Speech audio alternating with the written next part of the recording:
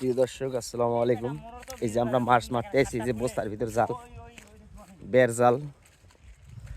এই যে মুনিতে নামবো ঘোপে ঘোপে। হ্যাঁ, এই যে ঘোপে নাইমা যাবো।